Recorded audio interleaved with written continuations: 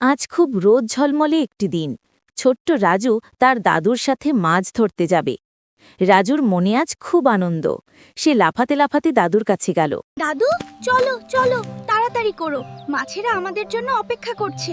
আচ্ছা বাবা, আস্তে হাঁটো, ওরা পালিয়ে যাবে না। দাদু হাসলেন। তিনি তার বাঁশের ছিপ আর ছোট্ট একটা লাল বালতি নিলেন। রাজু ছটফটে পায়ে দাদুর হাত ধরে পুকুর পাড়ের দিকে চলল। পুকুর পাড়ে পৌঁছে দাদু ছিপে সুতো বেঁধে তার মধ্যে ছোট্ট একটু টোপ বা খাবার লাগিয়ে দিলেন। তারপর রাজু সাবধানে ছিপটা ধরে জলের দিকে তাকিয়ে রইল। অনেকক্ষণ কেটে গেল, জলের মধ্যে মাছের কোনো সাড়া শব্দ নেই। দাদু, মাছ কই? আমার আর ভালো লাগছে না। ওরা কি আজ ঘুমাচ্ছে? ধৈর্য ধরো সোনা, মাছেরা খুব চালাক, ওদের বোকা বানাতে একটু সময় লাগে। তুমি বরং চোখ বন্ধ করে মনে মনে 10 গুনতে শুরু করো। রাজু তখন দাদুর কথা মতো চোখ বন্ধ করে 1 থেকে 10 গুনতে শুরু করল।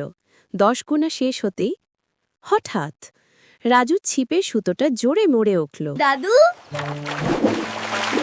কিছু একটা হয়েছে। ছিপটা টানছে টানছে। সাবধান, আস্তে আস্তে সাবধানে ছিপটা উপরে টান দাও, তাড়াতাড়ি করলে ছুটে যাবে। রাজু মন দিয়ে ধীরে ধীরে ছিপটা ওপরে তুলল। আর ওয়াও! ছিতের সুতোর শেষে একটা ছোট্ট রূপালী রঙের পুঁটি মাছ ঝুলে আছে। মাছটা রোদের আলোয় ঝিকমিক করছে। দেখেছো দাদু, আমি ধরেছি। এটা আমার প্রথম মাছ। দাদু মাছটিকে সাবধানে ছিপ থেকে খুলে রাজুর ছোট্ট বালতিতে রেখে দিলেন। ঠিক ধরেছ, দেখেছো, ধৈর্য ধরলে সব হয়। এই মাছটি তোমার ধৈর্যের ফল। হ্যাঁ দাদু, আর একটুও বিরক্ত হব না। কাল আবার আসবো, অনেক মাছ ধরবো। রাজু তার ছোট্ট বালতিতে মাছটিকে নিয়ে হাসতে হাসতে বাড়ির দিকে চলল।